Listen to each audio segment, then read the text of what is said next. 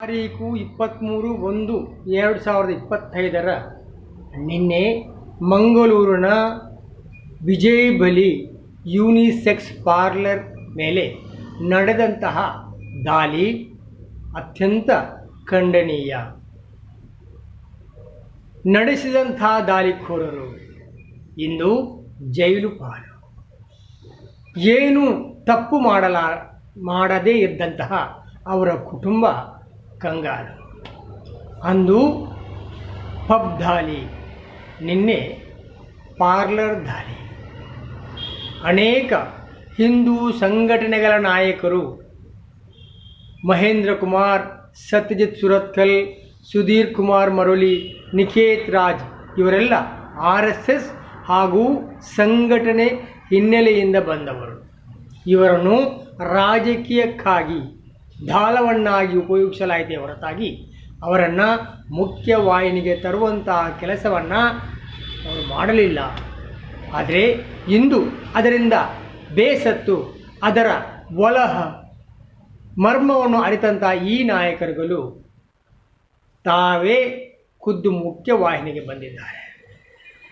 ಅನೇಕ ಬಜರಂಗದಳ ನಾಯಕರಿಗೆ, ವಿಶ್ವ ಹಿಂದೂ ಪರಿಷತ್ ನಾಯಕರಿಗೂ ಇದು ಅರಿವಾಗಿದ್ದು ಮುಖ್ಯವಾಹಿನಿಗೆ ಬಂದಿರುತ್ತಾರೆ.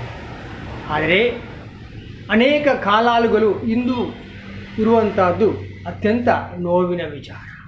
ಆದರೆ ಶ್ರೀರಾಮ ಸೇನೆ ಹೋಗಿ ರಾಮಸೇನೆಯನ್ನು ಕಟ್ಟಿಕೊಂಡು ಯುನಿಸೆಕ್ಸ್ ಪಾರ್ಲರ್ ಮೇಲೆ ನಡೆಸಿದಂತಹ ದಾಳಿ ಅತ್ಯಂತ ಖಂಡನೀಯ, ಅಮಾನವೀಯ. ರಾಮನ ಹೆಸರಿನಲ್ಲಿ ಈ ದಾಳಿ ನಡೆದದ್ದು ಅತ್ಯಂತ ಅವಮಾನ.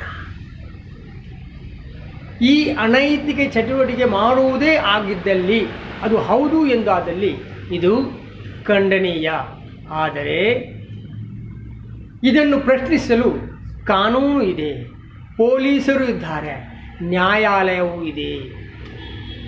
ಕಾನೂನನ್ನು ಕೈಗೆತ್ತಿಕೊಳ್ಳಲು ನಮಗೆ ಅವಕಾಶ ಮಾಡಿಕೊಟ್ಟವರು ಯಾರು?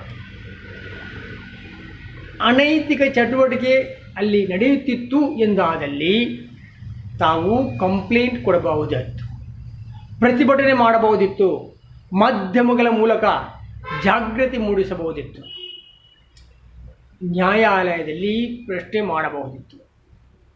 ಅದು ಯಾವುದನ್ನೂ ಮಾಡದೆ ತಾವೇ ಕಾನೂನನ್ನು ಕೈಗೆತ್ತಿಕೊಂಡರೆ ಇದು ಕಾನೂನಿನ ಅಡಿಯಲ್ಲಿ ಅನೈತಿಕ ಚಟುವಟಿಕೆ ಅಲ್ಲವೇ? ಇದು ಕೂಡ ಪ್ರಶ್ನಾರ್ಹ ಅಲ್ಲವೇ? ಅವರು ತಪ್ಪು ಮಾಡಿದ್ದಾರೆ ಎಂದು ಒಪ್ಪಿಕೊಳ್ಳೋಣ.